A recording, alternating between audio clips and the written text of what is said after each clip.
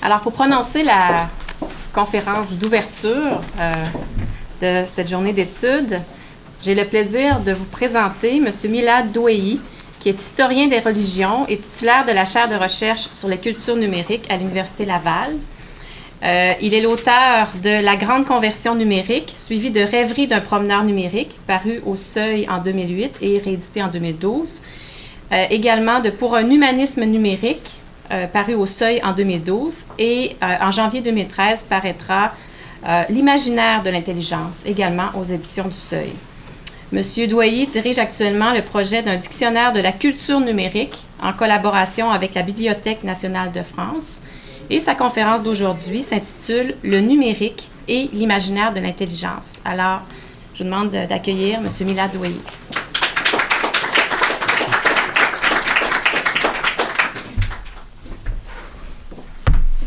Tout d'abord, merci pour votre accueil, votre présentation et surtout l'invitation qui me permet de partager avec vous quelques réflexions sur imaginaire de l'intelligence et du numérique. Vu le contexte un peu intime, peut-être je vais juste parler au lieu de lire le texte de ma conférence, mais je vais vous dire un petit peu d'où je viens dans cette perspective sur l'imaginaire de l'intelligence et pourquoi ça m'a incité un petit peu à essayer de la penser avec, disons, l'état actuel de l'environnement numérique. Tout d'abord, évidemment, je n'ai aucune idée comment définir l'intelligence, et ça ne m'intéresse même pas. Par contre, ce qui m'intéresse, c'est de voir que l'intelligence est toujours associée, liée à un contexte. Et il m'a semblé que dans les études que j'ai essayé de mener, que c'est le contexte même qui a été modifié et qu'on est en train de vivre une mutation dans ce que c'est qu'un contexte, en grande partie à cause de la technique, disons, informatique. Alors c'est le premier élément. Le second élément qui aussi est intéressant pour moi, c'est une certaine évolution dans la technique elle-même. Je vais juste dire très rapidement, pour peut-être que ça soit un peu plus clair ce que je vais essayer de dire. Il me semble que l'informatique, et je crois que je ne peux que partager ce que on vient de dire sur la nécessité, ou en tout cas l'indissociabilité de la dimension technique de la production avec la dimension réflexive et abstraite sur les travaux, qu'ils soient de nature artistique ou bien, disons, littéraire ou philosophique ou même anthropologique. Parce qu'il y a une particularité qui est spécifique, qui est celle de l'informatique ou plutôt du numérique. Et pour moi, j'essaie de faire une petite évolution dans mon esprit, en tout cas un schéma entre informatique et numérique.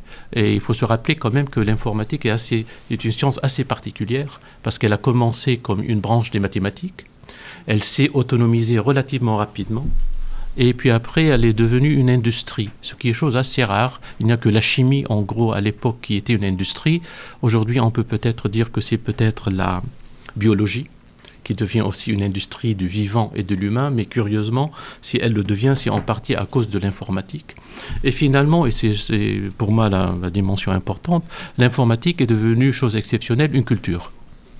Une culture pour deux raisons. Tout d'abord parce qu'elle a modifié notre regard sur notre patrimoine, sur ce qu'on a hérité, que ce soit comme objet ou comme histoire, et surtout qu'elle a modifié nos moyens de production, de transmission et de partage du savoir et de la production de la connaissance. Et du coup, c'est cette dimension évolutive entre informatique et numérique qui m'intéresse, et de la manière dont elle façonne l'imaginaire de l'intelligence. Parce qu'il me semble que dans nos rapports avec le numérique, il y a des héritages imaginaires qui jouent un rôle très important. Je vais vous donner deux exemples. Le premier, c'est l'imaginaire du livre.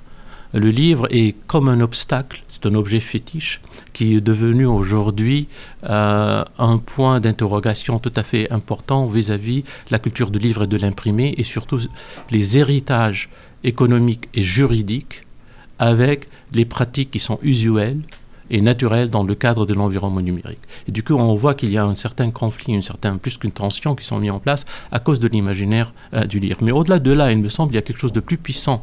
Je vais peut-être utiliser le texte littéraire qu'on connaît peut-être tous, c'est Blanchot, Le livre à venir.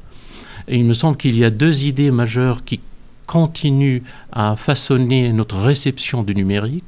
C'est ce livre à venir qui est celui, disons en gros pour simplifier, de Mallarmé, et dans ces articulations surtout du XXe siècle avec un écrivain comme Blanchot, et d'autre part, et qui l'accompagne, c'est la pensée de Borges avec cette bibliothèque fantastique.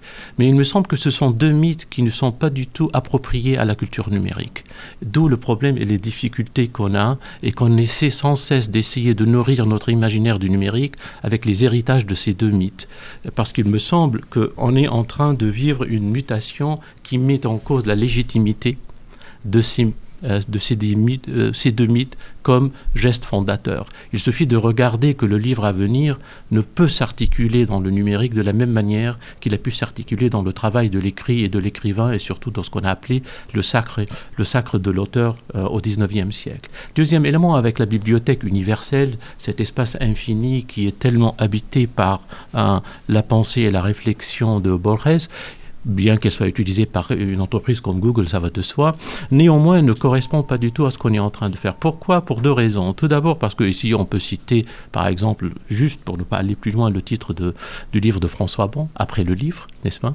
Si on peut aller du livre à venir jusqu'à après le livre, on est au-delà de la nature même de l'objet livre dans sa fixité. Et tout le problème, il me semble, et c'est là le premier aspect de cet imaginaire, c'est que la culture numérique a commencé dans ses pratiques savantes et lettrées à essayer de reproduire l'objet livre tel quel afin de gagner une certaine légitimité. Mais aujourd'hui, on est en train de s'autonomiser et de se débarrasser de cet héritage, et du coup, une difficulté et des tensions qui se mettent en place. Alors du coup, on se demande quelle est peut-être une autre figure mythique, et moi, en relisant le livre de Blanchot, je me suis rendu compte qu'il y a deux éléments qu'il cite et qui sont peut-être révélateurs. Le premier, il invoque, ce qui est devenu un cas classique aujourd'hui quand on parle de la culture numérique, surtout dans ses rapports avec l'humain, la figure du golem. Cet monstre, disons, inanimé qui après devient en potentiel rival de l'humain. C'est un scénario classique qu'on connaît tous par cœur dans tous les films et l'imaginaire d'Hollywood. Mais ce qui est intéressant, c'est que cette figure du golem, elle est monothéiste, elle vient d'une certaine tradition. Et il me semble qu'il y a un autre regard qu'on peut retrouver qui est peut-être polythéiste. Et le polythéisme, évidemment, est également grec. C'est pas seulement il est également occidental et qui va nous permettre de penser, de trouver d'autres figures, d'autres mythes qui peuvent peut-être ou qui sont plus appropriés à la culture numérique. Également, avec cette figure du golem, on a chez Blanchot, je crois que c'est très important, le regard d'Orphée. Cette impossibilité de résister à une forme d'insoumission du désir, et qui joue un rôle déterminant dans la construction de la figure de l'écrivain et de l'auteur. Mais il me semble qu'aujourd'hui, avec la culture numérique, peut-être qu'il faut aller, pas chez Orphée, mais peut-être c'est Écho, dans le mythe d'Écho et Narcisse, mais surtout Écho et pas Narcisse. Pourquoi ? Parce que c'est finalement c'est peut-être un regard un peu utopiste, que Écho n'est plus en quête d'autonomie de la parole, parce qu'elle a déjà. Et c'est exactement ce qui fragilise nos rapports dans la réception de ce qu'on a eu, si j'ose dire, avec la culture soi-disant classique de l'auteur et de l'écrivain. Deuxième élément de cette dimension de l'imaginaire, mais c'est ça ce qui m'intéresse actuellement peut-être le plus, ce sont les mondes immersifs et leur manière de fabriquer du narratif et du récit. Je travaille actuellement sur 3 jeux différents. Je vais juste très rapidement donner un petit mot. Halo de Microsoft, où il y a 20 millions de joueurs. Code Runner, qui est un petit jeu sur votre iPhone. Et Mass Effect 3, qui vient de sortir il y a quelques mois. Le choix est intéressant pour moi parce qu'avec Halo, ce qui m'intéresse, ce n'est pas le jeu lui-même, mais les textes narratifs, les fictions qui sont rédigées comme préhistoire du récit et qui viennent modifier le récit par la lecture des joueurs. Il y a un va-et-vient entre la littérature et le monde du jeu, surtout qui donne d'une manière assez puissante le joueur comme à la fois lecteur et auteur au sein même du jeu. Mass Effect 3 est même plus intéressant parce qu'il y a un conflit très très tendu, la polémique elle continue aujourd'hui, qui va décider de la clôture narrative du jeu ? Est-ce que ce sont les producteurs ou les joueurs ? Et il y a une révolte des joueurs qui n'acceptent pas les choix qui ont été faits par les producteurs et les auteurs du jeu. Et on voit un conflit d'autorité et de légitimité qui se met en place, en grande partie à cause du modèle de la transparence et du collaboratif qui est déterminant de ce milieu. Et finalement, le Code Runner, c'est quelque chose qui nous permet de se promener en adoptant un rôle d'espion, parce que c'est le cas, mais avec une géolocalisation tout à fait étonnante et qui permet de voir comment on habite d'une manière intelligente l'espace urbain et les transformations de l'urbanité avec la convergence de la géolocalisation et la dimension, disons, de tout ce qui est, ou ce qu'on peut appeler augmenté. Mais ce sont seulement des éléments, si vous voulez, de cette dimension de l'imaginaire. Un second élément, et qui pour moi est également important, c'est aussi de voir que le numérique devient, parce qu'il y a une histoire, je vais y revenir dans quelques secondes, l'habitus de l'intelligence. Il a toujours été associé dans la réception à la fois populaire et parfois scientifique dans les partisans de l'intelligence artificielle avec toutes ses diversités, avec des formes de l'intelligence. Mais par contre, moi, ce qui m'intéresse, c'est exactement cette notion de l'habitus. Évidemment, c'est une notion qui est complexe maintenant à en discuter, puisqu'elle est tellement associée à la pensée de Pierre Bourdieu et la réception de cette pensée. Mais moi, ce qui m'intéresse, c'est seulement deux éléments qui sont plutôt presque étymologiques et historiques de l'habitus. Tout d'abord, je rappelle que effectivement, ça a touché à la pratique de soi des moines au Moyen-Âge. Et c'est quand même important. Et c'est quelque chose qui associe les usages populaires et les pratiques savantes, et surtout les pratiques de soi. Et on va essayer de revenir parce qu'effectivement, la lecture, et surtout la lecture numérique, est une forme de pratique de soi qui a évolué et est en mutation avec des héritages assez complexes. Mais c'est cette cohabitation entre le populaire et le savant et le lettré qui est, à mon avis, tout à fait déterminante. Et surtout, on voit des variations dans les réceptions à la fois en français et en anglais du mot. En anglais, habit, c'est le costume, en français, et en anglais, habit, c'est la coutume. Alors évidemment, on reprend quelque chose qui a déjà existé en latin. L'adage disait « sicut vestis corpus et habitus vestis », n'est-ce pas ? C'est l'habitus habille l'âme comme le vêtement le corps. Ce qui m'intéresse, effectivement, si on regarde du côté des mondes immersifs et des mondes numériques, la première chose qu'il faut faire avec son avatar, c'est l'habiller. Il suffit de regarder dans son avatar chez Second Life ou ailleurs, il est nu, il est neutre, il n'a aucune forme d'identité, même de la petite icône qui est sur Facebook ou ailleurs. Il faut lui donner quelque chose. Et le premier élément qui va personnaliser dans cette dimension-là, c'est effectivement l'habit.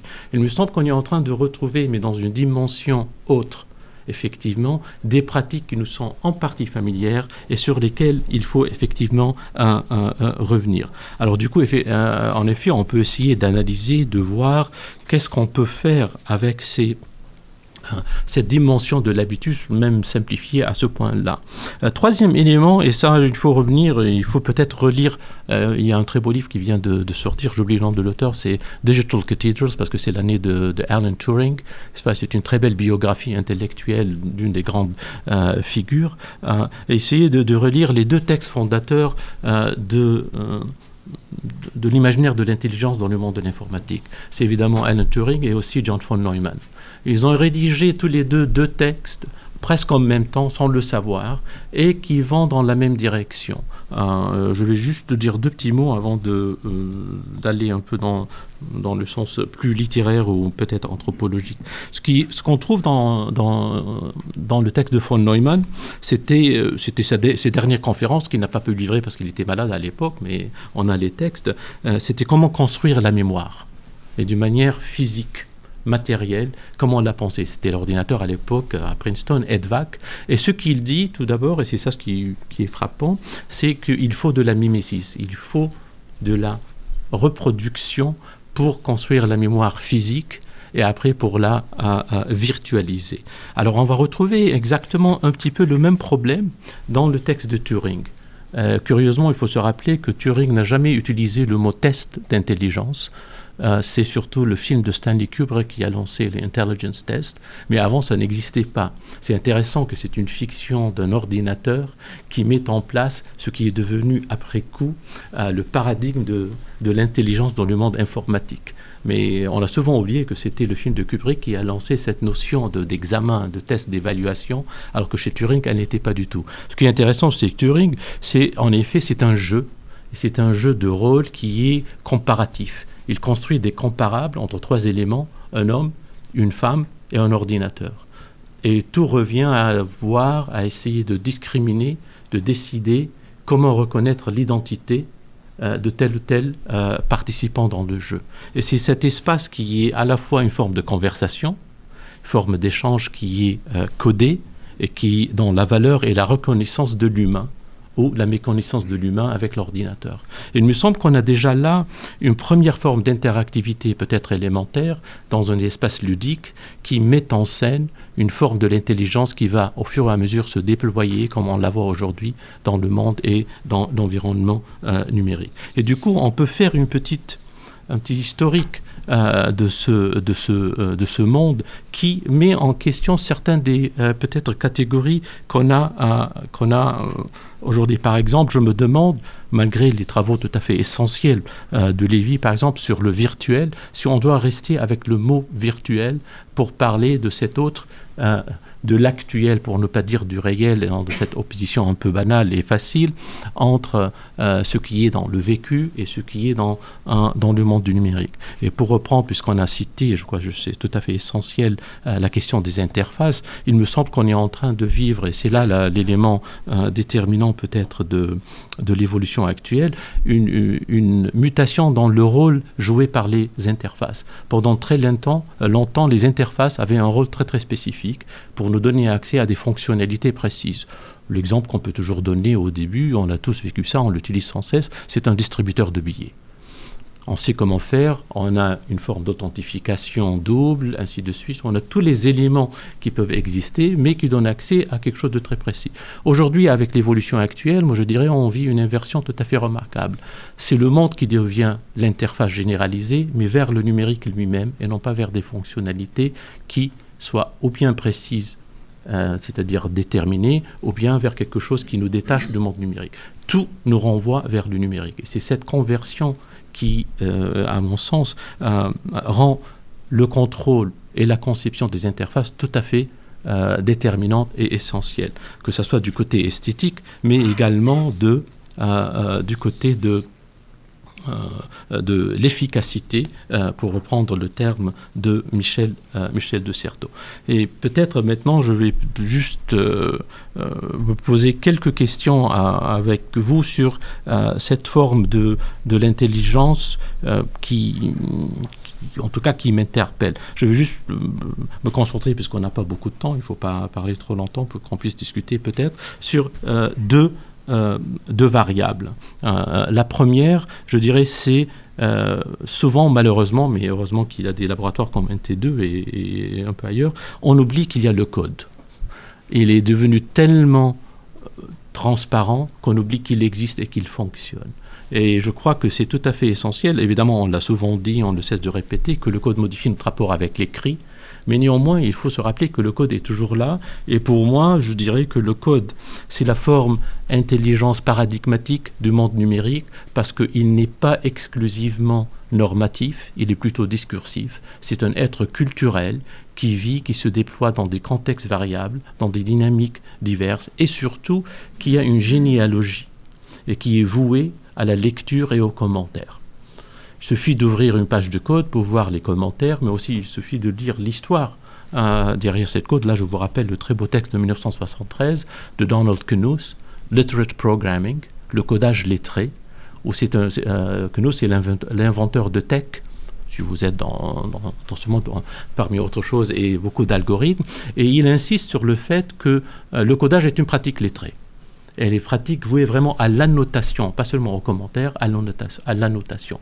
On va retrouver toute une dynamique savante qui date de très longtemps dans la construction et surtout la transmission du code et son insertion dans les pratiques. Alors c'est un premier élément. Et le second élément, ce qu'on pourrait appeler aujourd'hui l'évolution ou la mutation de la lecture. Évidemment, il y en a plusieurs, mais je vais parler juste d'une seule dimension, ce que par exemple Alain Giffard avait appelé ça la lecture industrielle. On oublie souvent que ce qui lit le plus aujourd'hui, ce sont les machines. Ça, c'est évident peut-être quand on le dit, mais en même temps, c'est tout à fait déterminant. Pas seulement les machines lisent, mais elles écrivent. Je crois que les statistiques de Wikipédia nous disent que 75 ou 76% de l'écriture est faite par les robots. que ce soit la mise en page, que ce soit des corrections, toute une série de formes d'écriture automatique n'est plus le domaine privilégié de l'humain. Pareil pour la lecture. Le plus grand lecteur aujourd'hui, ce sont Facebook et Google. Ce sont des algorithmes qui vont lire. Mais dans cette évolution de la lecture, il y a plusieurs, à mon avis, éléments à retenir. Le premier, c'est d'ailleurs, on est passé de moi ce que j'appelle une culture de l'index à une culture de visage. Une culture de l'index qui était une culture du mot-clé, une culture tabulaire, celui de rappeler la manière dont on présente, vers une culture du document vivant. Et ce document vivant, c'est l'humain lui-même dans sa présence ou son incarnation numérique qui façonne la réception et surtout l'interactivité dans l'environnement numérique. L'évolution actuelle, toute récente en tout cas, de Facebook, nous donne une idée exactement. On est passé de qu'est-ce que vous êtes en train de faire, c'est-à-dire donner une idée de votre activité, vers le timeline qui est un historique de l'identité numérique. Derrière cette historique, effectivement, il y a beaucoup de choses à dire, mais il faut retenir aussi une difficulté, à mon sens, qui est la dimension mémorielle de la traçabilité, telle qu'elle est incorporée dans la logique de l'environnement numérique. Il me semble que puisque tout est traçable, parce qu'on ne peut qu'être tracé une fois qu'on est en ligne, il y a quand même des confusions qui se mettent en place, qui sont très puissantes et qui peuvent façonner la réception. Par exemple, on a toujours associé une forme d'intentionnalité avec la trace numérique. Et bien sûr, évidemment, on sait très bien que ce n'est pas le cas. Mais pourtant, cette dimension intentionnelle peut modifier le comportement au fur et à mesure, surtout par les effets de voisinage et de la recommandation. Deuxième élément de cette culture de la lecture industrielle, moi que j'appelle la lecture automatique, parce que c'est une lecture à la fois sémantique et formaliste. Elle déplace de manière tout à fait très importante le statut du lecteur dans le sens classique du terme. Et du coup, il nous faut imaginer une autre manière de lire qui serait capable d'accueillir et en même temps de questionner, de contourner surtout les effets formateurs de cette forme de lecture automatique. Et là, on voit par exemple aujourd'hui qu'il existe quelques tendances. Par exemple, ça n'a pas eu beaucoup de succès, mais il continue à le pousser, la Web Science de Tim Berners-Lee, qui est quand même cette sémantique formaliste qu'on veut nous imposer comme la matrice à travers laquelle on a droit à avoir accès, on peut appeler après le web des objets, le web intelligent, tout ce qu'on veut, mais ce qui est intéressant, on va toujours associer une forme de l'intelligence à cette formalisation de la lecture et surtout de la communication relativement autonome et automatique. Et puis après, il y a aussi la science de la culture qui fait retour néo-kantienne comme elle était, avec ces dimensions tout à fait formalistes. Curieusement, elle fait irruption souvent dans les digital humanities, dans certaines dimensions. Et là aussi, on va retrouver cette évolution entre ce qu'on appelait en anglais humanities computing, digital humanities. Ce qui est intéressant, ce qui a disparu, c'est computing. Et moi, ce qui m'intéresse, c'est curieux parce que c'est le calcul qui fait retour, alors qu'il a disparu dans l'appellation qu'on lui donne assez souvent. Si on regarde par exemple les projets financés par Google pour les Digital Humanities, sont en gros des projets qui portent sur le calcul. Or, il me semble aujourd'hui qu'on est en train de témoigner en tout cas une certaine évolution dans nos rapports avec le calcul, parce qu'on est passé d'une ère du calcul vers une ère des données, et surtout des données interactives. Et c'est une évolution tout à fait essentielle parce qu'on n'est pas sur le même registre. Du coup, notre rapport avec à la fois l'informatique et le numérique est modifié et semble évoluer d'une manière tout à fait inédite et qui reste à voir. Par exemple, le passage vers des API, les Application Programmer Interfaces, déjà nous permet, à travers les requêtes, d'essayer de s'éloigner un petit peu de tout ce qui est calcul, parce que le calcul valorise de manière presque absolue la mesurabilité. Et effectivement, on peut dire beaucoup de choses sur cette dimension de la mesure, dans la manière elle peut qualifier à la fois la présence et surtout les évaluations et surtout ce que j'appelle les effets de voisinage. On le voit très bien, les effets de voisinage sémantique qui deviennent de plus en plus déterminants en donnant une forme d'intelligence. On vous demande, par exemple, ce que vous voulez lire, ce qui est dans votre voisinage, dans votre, que ce soit géographique, que ce soit voisinage de relations, ainsi de suite. Il y a un retour de voisinage. Il faut se rappeler quand même que le voisinage est une théorie qui existe dans la théorie des groupes en arithmétique, et on l'applique de manière assez intéressante en la généralisant à la relation humaine dans son incarnation numérique. Mais peut-être pour essayer de conclure, je vais juste dire 2-3 mots en tout cas pour moi, que ce que j'ai essayé d'appeler dans un essai là qui vient de sortir, qui a été cité, l'humanisme numérique. Pourquoi je crois, il faut peut-être insister, non pas à cause d'une manière utopiste ou idéaliste pour parler de l'humanisme dans le sens un peu nostalgique, mais plutôt pour essayer de mettre dans un contexte à la fois de la longue durée, mais insérer dans la réalité actuelle une certaine manière de penser l'humanisme. Je dirais 3 éléments m'ont incité à le dire. Le premier, il me semble, c'est un préjugé occidental, une forme d'oubli, qu'on a tellement insisté sur la dimension discursive, langagière comme déterminante de l'humain, qu'on a oublié une autre qui existe depuis toujours, qu'on le sait, mais qu'on a, pour des raisons particulières, on oublie, que ce qui caractérise l'homme et l'humain, c'est la manière dont il dessine et il habite l'espace. Il nous est impossible de laisser l'espace neutre. Il suffit de penser, on est toujours en train de tracer des frontières, des seuils, des lieux de culte, des portes, des distinctions qui marquent la manière dont on habite l'espace. Or, il se trouve que le numérique nous permet de modifier l'espace d'une manière inédite. À la fois l'espace habitable qu'on crée et l'espace qu'on habite dans l'environnement numérique. Et c'est cette dimension à la fois architecturale, dans tous les sens du terme, qui constitue pour moi l'intelligence, entre guillemets, si vous voulez, de ce que c'est que la culture numérique. Deuxième élément, et ça j'ai voulu donner quand même une sorte de ironique, de reprendre le schéma d'un anti-humaniste très célèbre, Claude Lévi-Strauss, qui a dans un certain moment théorisé que l'Occident a été marqué par 3 humanismes. L'humanisme aristocratique de la Renaissance, n'est-ce pas, celui associé à la découverte des textes de l'Antiquité et de la méthode critique, l'humanisme exotique, comme il l'appelle, et bourgeois du XIXe siècle, et son humanisme à lui, qui est celui du XXe siècle et surtout de l'anthropologie, et il l'appelle démocratique, ce qui est très intéressant. Quand on regarde les 3, on voit tout de suite qu'il y a plusieurs choses à dire. Il y a une évolution entre aristocratie, bourgeoisie, démocratie. Il y a une évolution dans le rapport avec le document, n'est-ce pas ? À la Renaissance, c'était le passage de la généalogie vers l'énoncé de la vérité dans le texte. Au XIXe siècle, c'était la méthode comparative. Et au XXe, c'est l'anthropologie qui fait parler ce qui a été oublié par la raison et la rationalité occidentale. Mais au-delà de là aussi, il y a quelque chose qui est très intéressant chez Lévi-Strauss, c'est parfois frappant, quand même c'était un grand spécialiste, en tout cas un grand lecteur de Jean-Jacques Rousseau, c'est l'oubli du XVIIIe siècle.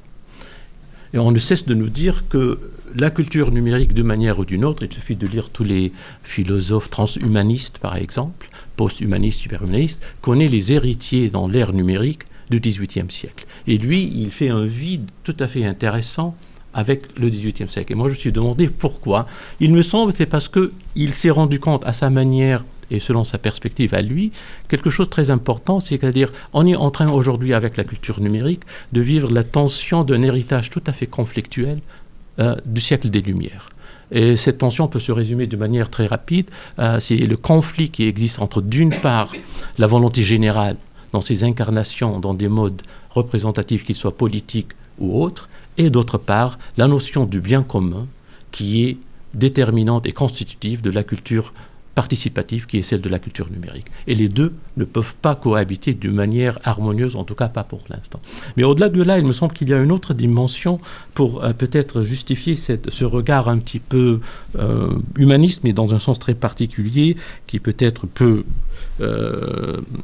donner une idée de ce qui se passe dans l'environnement numérique. C'est aussi de reprendre un autre texte qui, à mon avis, est beaucoup plus pertinent aujourd'hui. C'est le texte de la Crisis de Husserl de 1935. N'est-ce pas ? Et il se rappelle le titre, je le traduis un peu librement, c'est la crise de l'humanité européenne.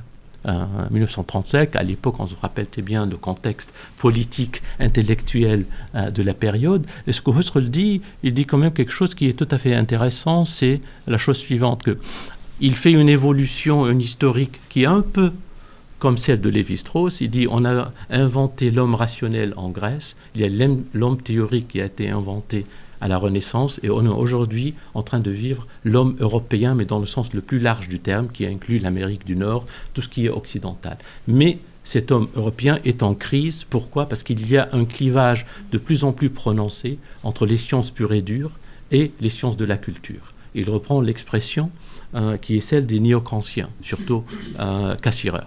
Et ce qu'il dit, et c'est ça ce qui m'a intéressé chez lui pour parler du numérique, c'est qu'il se trouve que dans les sciences pures et dures, on a réussi peut-être à guérir, à trouver des solutions à certaines questions, alors qu'aujourd'hui, dans les sciences de la culture, c'est tout à fait le contraire. Et du coup, comment concevoir le corps, c'est-à-dire la communauté, afin de pouvoir faire avancer à la fois la réflexion des sciences de la culture, mais surtout qu'elle soit de plus en plus pertinente. Il me semble que c'est bien ça la question qui se pose devant nous. On a d'un côté une dimension technique, technologique qui ne cesse d'avancer et qui a un mythe tout à fait intéressant. On peut discuter si vous voulez. Moi, je suis convaincu, par exemple, que la technique informatique met en place une sorte d'enfance continue et infinie. On est toujours dans une enfance renouvelée. Il n'y a jamais d'âge adulte auquel on arrive. On peut faire même l'historique des grandes plateformes. Je me rappelle, moi, très bien, quand presque toutes les grandes plateformes étaient lancées, on disait c'est toujours en bêta. C'est toujours en test, ça se renouvelle sans cesse.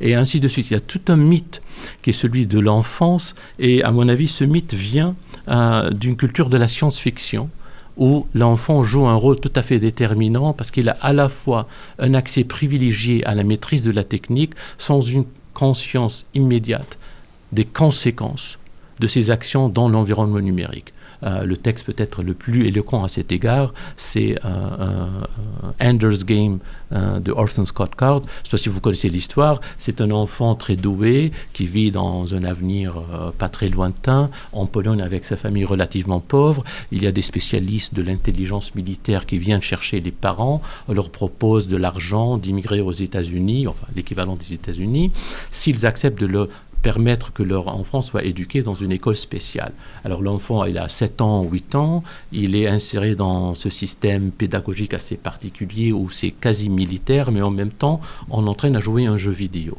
Au fur et à mesure que l'histoire avance, il découvre à la fin que le jeu vidéo, c'était la vraie guerre que lui, il menait contre une race extraterrestre qui vient et qui avait, on a cru, l'intention de détruire la Terre. Et à la fin, on le félicite parce qu'il les a exterminés complètement. Il se rend compte qu'il était un criminel parce qu'il a exterminé des gens avec qui on n'arrivait pas à communiquer, mais c'était tout dans le cadre de jeux vidéo. Et il y a toute une série de choses qui se mettent en place. Il y a toute une série de textes de ce genre-là qui nous racontent l'enfance avec cette dimension privilégiée d'accès. Il me semble que la technique ne cesse de réanimer cet imaginaire de l'enfance dans ses propres déploiements. Et pour conclure, c'est effectivement cette dimension de la